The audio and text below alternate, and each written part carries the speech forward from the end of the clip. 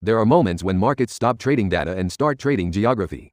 Today felt like one of those moments. The energy complex wasn't just repricing supply, it was repricing certainty. When a vital maritime corridor becomes a bargaining chip, investors instinctively zoom out. Suddenly, portfolios that once looked diversified begin to feel concentrated in the same global risk. The conversation shifts from margins and multiples to access and continuity. You could sense capital stepping back, not because it knew what would happen next, but because it no longer trusted that movement of goods, of ships, of policy would remain frictionless. In that pause, volatility finds oxygen. Policy responses arrived quickly, but markets were not looking for speed, they were looking for credibility. Measures aimed at stabilizing transport or lowering energy costs felt tactical, not structural. Investors sensed a widening gap between intervention and resolution. That gap matters, because in modern markets, confidence is not restored by action alone, but by the perception that action can scale. Without that belief, each announcement risks becoming just another reminder that the system is operating in contingency mode. The result is subtle, but powerful. Capital becomes selective, and liquidity becomes conditional.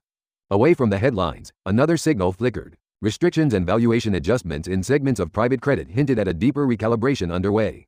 These markets rarely shout, they whisper. And when they whisper, seasoned investors lean in. What matters isn't the immediate scale of the adjustment, but the message it sends about risk tolerance.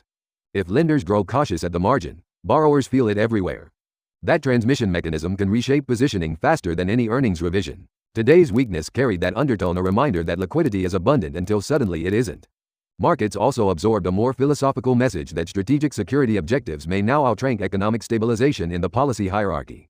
For investors, that shift changes the discount rate applied to uncertainty itself. When priorities are reordered, timelines become blurred. Risk assets tend to struggle not because outcomes are known, but because sequencing is not. The path between conflict management and inflation containment suddenly feels less linear. That perception alone can compress enthusiasm across sectors that once thrived on predictability. Technically, markets approached familiar thresholds, levels that traders remember even when they pretend not to. These zones are less about valuation and more about collective memory. When prices revisit uncomfortable territory, positioning becomes defensive almost by reflex.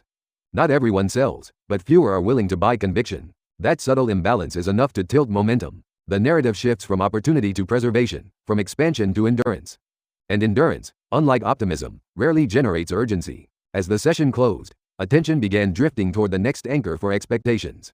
Inflation signals that might either validate or challenge the current unease. Markets are not just forward-looking, they are forward-feeling. When uncertainty clusters across energy, credit, and policy, even routine data can take on disproportionate emotional weight. Investors aren't searching for certainty anymore. They're searching for something steadier than narrative. Until that arrives, positioning is likely to remain cautious, flexible, and quietly tense.